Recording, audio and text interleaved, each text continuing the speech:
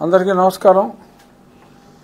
ఈరోజు ఒక విషయం అందరికీ తెలియజేయాలనే ఉద్దేశంతో ఈ బ్రీఫ్ ప్రెస్ మీట్ పెట్టుకోవడం జరిగింది. అదేమిటంటే మరి ఎప్పుడో 3 సంవత్సరాల క్రితం జగన్మోహన్ రెడ్డి ముఖ్యమంత్రిగా ఉండగా మరి అతని అరాచకాలు పెట్టిరేగిపోతూ ఉండగా నేను బెయిల్ రద్దు చేయాలి అన్నప్పుడు ఇప్పుడు ఇది 2021 సంవేర్ ఇన్ మార్చ్ అంటే 4 సంవత్సరాల క్రితం నేను అతని బెయిల్ రద్దు చేయాలి అని ఒక పిటిషన్ వేయటం జరిగింది. అది ఎందుకు అంటే అందులో నేను వేసిన కారణం జగన్మోహన్ రెడ్డి ముఖ్యమంత్రిగా ఉన్నాడు కాబట్టి అతను అందరినీ కూడా ఇన్ఫ్లుయెన్స్ చేసే అవకాశం ఉంది. ఎంతోమంది సాక్షులు అక్యూజ్డ్ వీరందరికీ పదవులు ఇస్తున్నారు కాబట్టి ముఖ్యమంత్రిగా వారెవరో మాట్లాడే అవకాశం ఉండదు కనుక బెయిల్ రద్దు చేయాలి అని నేను అప్పుడు ఫైల్ చేయటం జరిగింది సిబిఐ కోర్టులో. సో ఆ సమయంలోనే నన్ను తీసుకెళ్ళి సరే మరి ఏం చేశారనేది అందరికీ తెలుసు. ఆ తర్వాత అఫ్కోర్స్ ఆ కేసు కొట్టివేయటం, మళ్ళీ హైకోర్టులో కూడా సంవత్సరం తర్వాత ఆ మ్యాటర్ కొట్టివేయటం, ఆ తర్వాత సుప్రీంకోర్టుకి వెళ్ళి కూడా ఒక 2 సంవత్సరాలు చిల్లరైంది. ఈలోపు అక్కడ ఎడతెగని ఆలస్యం జరుగుతూ ఉంటే మరి ఇక్కడి నుంచి మార్చడం బెటరా అన్నది కూడా ఆలోచించాలి అని చెప్పి వేరే కోర్టుకి మార్చండి, ఈయన బెయిల్ని రద్దు చేయండి అని నేను ఎన్నో సంవత్సరాల క్రితం కోర్టు తీర్పు కోసం వెళ్ళటం జరిగింది. సో అక్కడ బేసిక్గా ఏంటి, అతను ముఖ్యమంత్రి కింద ఉండగా కోర్టు కేసులకి మరి సాక్షులు చెప్పడానికి ఇబ్బంది అవుతుందని. సరే ఈ కోర్టు కేసులు ఈ 4 సంవత్సరాలు ఆలస్యం అయ్యే లోపు ప్రజా కోర్టులో జగన్మోహన్ రెడ్డి తీర్పు కోరవలసిన సమయం వచ్చింది. సో మరి ఆ ప్రజా కోర్టు ఇచ్చిన తీర్పులో మరి జగన్మోహన్ రెడ్డి గారు ఓడిపోయాడు. ఎలా ఓడిపోయాడంటే ప్రతిపక్ష హోదా లేనంత దారుణంగా పాపం ఆయన ఓడిపోవటం జరిగింది. సో ఇక్కడ ప్రజా కోర్టులో నెగ్గిన తర్వాత అతను ముఖ్యమంత్రి పదవి పోయిన తర్వాత నేను ముఖ్యమంత్రిగా ఉండి అరాచకాలు చేస్తున్నాడు కాబట్టి బెయిల్ రద్దు చేయాలి అన్న పిటిషన్ ఒక రకంగా ప్రజా కోర్టు ఇచ్చిన తీర్పు వలన అది ఇన్ఫ్లక్చువస్ అయిపోయింది. సో అప్పుడు మేము గతంలోనే 2 హీరింగ్లు ముందే వేరొక బెంచ్లో ఉన్నప్పుడు అప్పుడే మా లాయర్ బాలాజీ శ్రీనివాసన్ గారు we are not at all insisting on the bail cancellation or to move it to any other court. మేము అడిగేది ప్రిడామినెంట్గా రెగ్యులర్గా హీరింగ్ జరిగేలాగా చూడండి. వారానికి 1 రోజు 2 రోజులు జరుగుతుంది, అతను రావటం లేదు.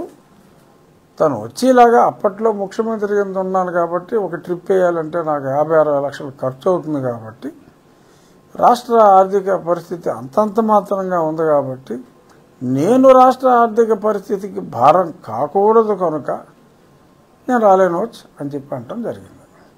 సో దాన్ని అప్పుడు హైకోర్టు న్యాయమూర్తి గారు కూడా ఒప్పుకున్నారు, కరెక్టే మరింత ఖర్చు అవుద్దని చెప్పి ఆయన రానివ్వలేదు.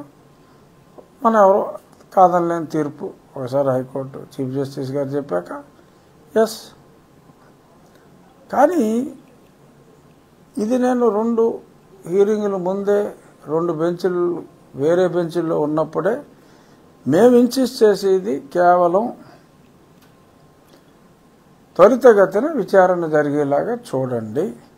5 జడ్జిలు సిబిఐ కోర్టులో మారిపోయారు. మరి ఆ డిశ్చార్జ్ పిటిషన్ల మీద ఆర్డర్ ఇచ్చే టైంకి ట్రాన్స్ఫర్లు అయిపోతున్నారు.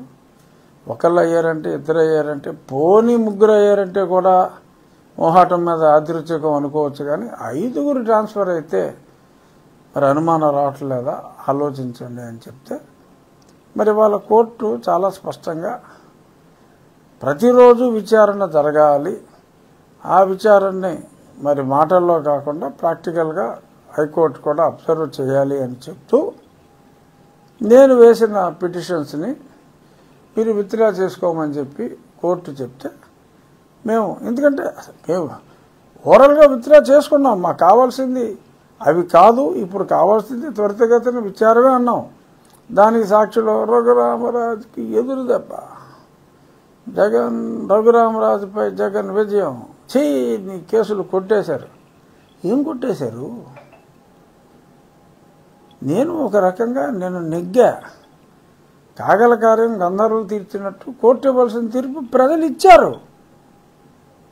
సో కాబట్టి నెగ్గింది నేను, ఓడింది జగను. కానీ ఇక్కడ దీనికి వాళ్ళు ఏదో రకరకాలుగా అర్థాలు పెట్టుకుని కోర్టులో నన్ను నేను వేసిన కేసులు కొట్టేసినట్టు. నాకు కావాల్సింది విజయం అమ్మా.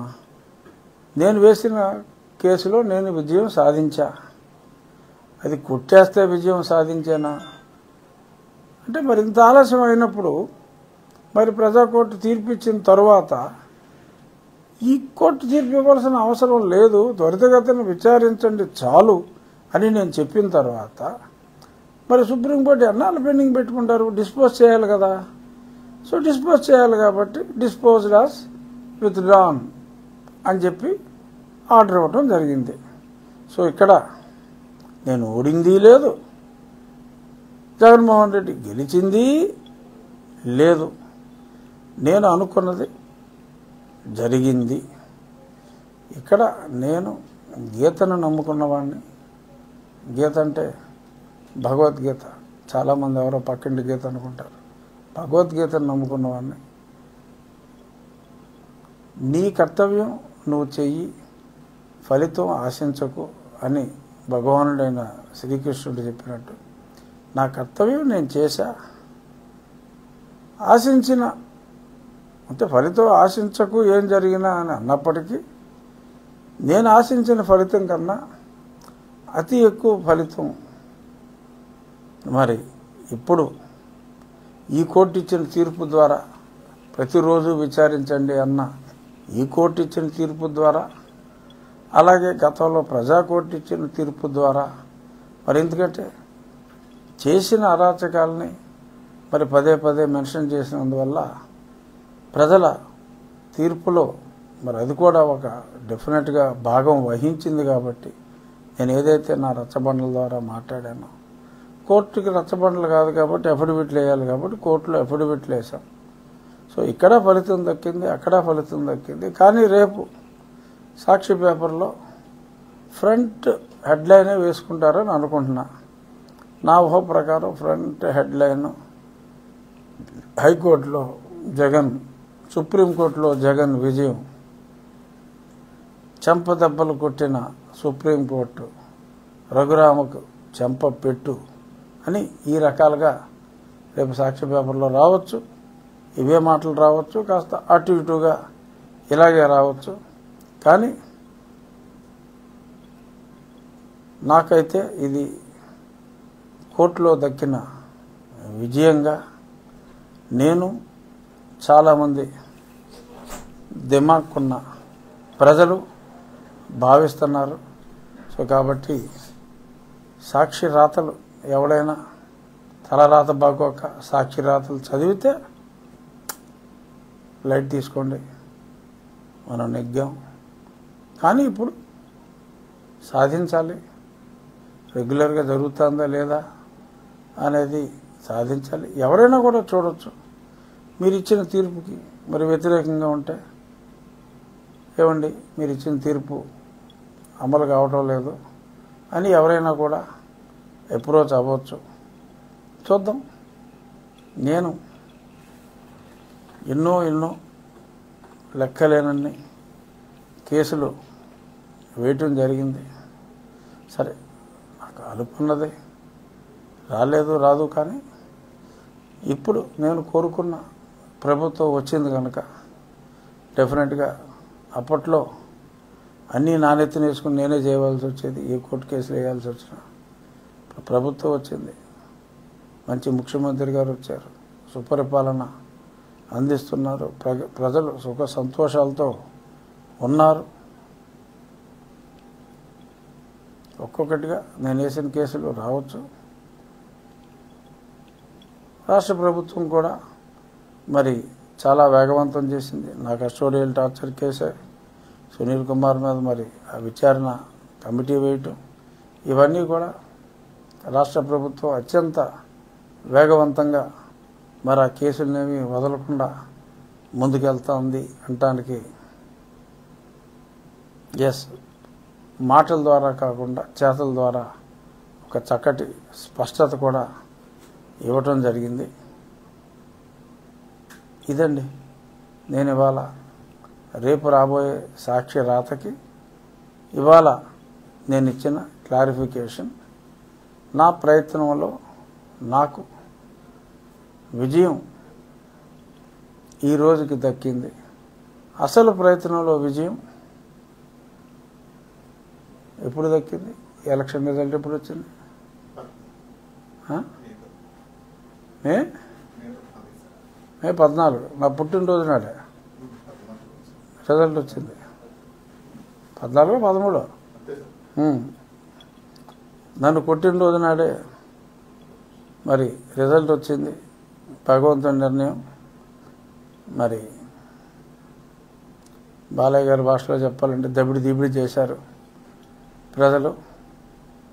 చూద్దాం, డిఫరెంట్గా కేసుల్లో త్వరితగతిన విచారణ ఈరోజు సుప్రీంకోర్టు తీర్పు ఇచ్చిన ప్రకారం, నేను వేసిన పిటిషన్లో సుప్రీంకోర్టు తీర్పు ఇచ్చిన ప్రకారం ఉంటుంది విచారణ అనేది యథాప్రకారంగా విశ్వసిస్తూ చూద్దాం ఏమవుతుందో. Thank you.